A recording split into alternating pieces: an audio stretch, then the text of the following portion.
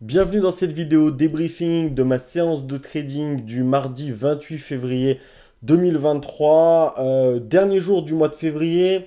On fera un petit bilan rapide de ce mois en fin de vidéo, même si c'est pas super intéressant de faire un bilan et enfin surtout de le couper sur un jour en milieu de semaine. Mais bon, les mois calendaires sont ainsi faits que on va quand même le faire, même si en trading c'est plus intéressant de faire des bilans sur la semaine et sur des semaines complètes. Mais voilà, on va commencer par le marché. Quoi dire sur le marché? Bah, un marché extrêmement indécis. Alors là, vous le voyez en minutes, le S&P 500 a ouvert ici. Donc le marché américain est indécis clairement. Il a ouvert ici, il monte, il redescend, il remonte, il redescend. Il ne sait pas où il va. Il est en plus sur une amplitude toute petite entre les 396,50 $ et 398 $. Je parle de S&P 500, l'ETF, hein, donc on est ici en dollars, je parle pas de l'indice, même s'il reflète l'indice bien évidemment.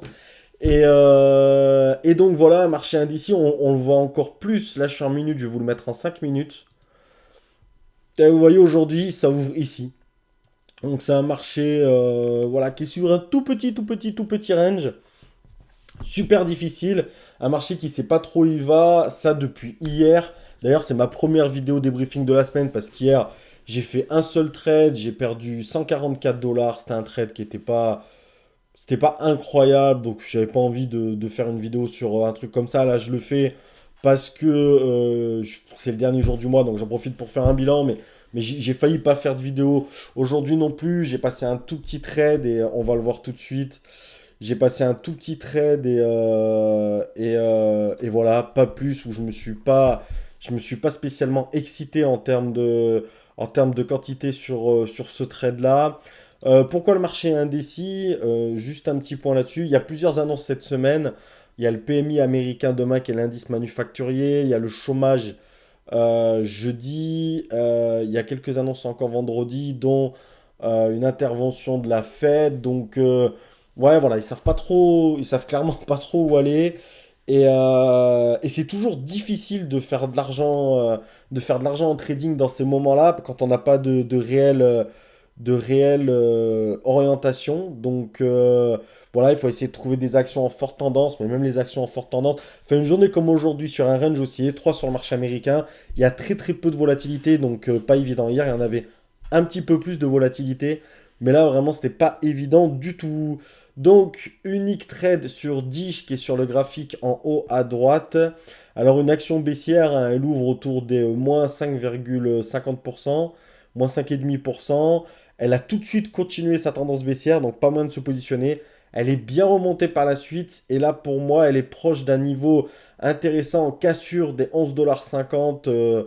Ça peut être intéressant d'aller chercher les 11,30 $, 11,25 $, qu'elle reprenne un peu sa tendance baissière. Donc je me positionne 700 titres. Donc voilà, pas beaucoup. Au vu de la volatilité de l'action, c'est pas une grosse position. Donc au-dessus des 11,70 $, je pars, donc 140 $ de gain. Et l'objectif, c'est viser en dessous des 11,30 $, 11,25 $ idéalement pour 140, 150, pour 140, 150 dollars de gain. Et je vais accélérer un petit peu. C'est exactement ce qui s'est passé. Donc là-dessus, c'est pas mal. Mais voilà, je pouvais pas m'exciter plus que ça sur ce marché-là. Donc hier, j'ai perdu. Aujourd'hui, j'ai gagné. Et au final, sur ces 2 jours, je suis quasi à zéro.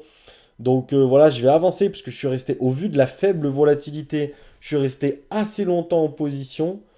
Donc, je pense au moins une quarantaine de minutes. Donc là, j'avance un petit peu. Voilà, vous voyez ici, il commence à y avoir la cassure des 11,50 $. Donc, je suis confiant. J'aurais presque pu renforcer à ce moment-là, mais dans une autre dynamique de marché, probablement que je l'aurais fait. Mais là, franchement, c'est nul. C'est vraiment un marché enfin, très peu volatile, donc qui aspire pas spécialement la confiance. Donc voilà, je vais avancer encore un petit peu et je vais attendre qu'elle aille tout doucement jusqu'à ma cible. Je vais vraiment patienter, j'avance encore un peu. Ouais, ouais, c'est vraiment, ça s'est dessiné assez lentement, assez lentement. Allez, j'avance encore un peu. On va faire une courte vidéo, c'est pas plus mal. Et voilà, là, je crois que ça va casser à ce moment-là. Et allez, voilà, ça va casser les 11,35 $. Aller tout doucement vers les 11,30 $, 11,25 $. Et je vais sortir vers là, vers les 28, 29. Voilà, on le voit, ça bouge un petit peu. Et je vais sortir vraiment incessamment sous peu pour un gain au final qui va être donc de 156 $ aujourd'hui. Petite journée sur un petit marché. Donc voilà, rien d'extraordinaire.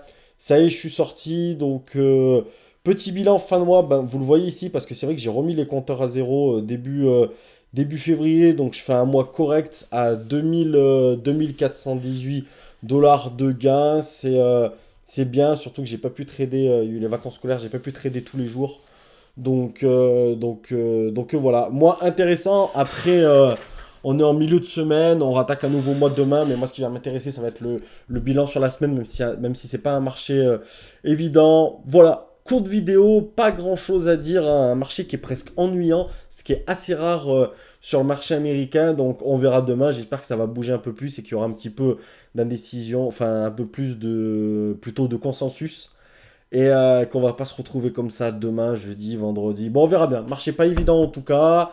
Passez une bonne soirée pour ceux qui vont la regarder ce soir. Merci pour tous ceux qui commentent et qui like. C'est adorable. Et je vous dis à demain pour un nouveau débrief, je l'espère. Merci et bonne soirée.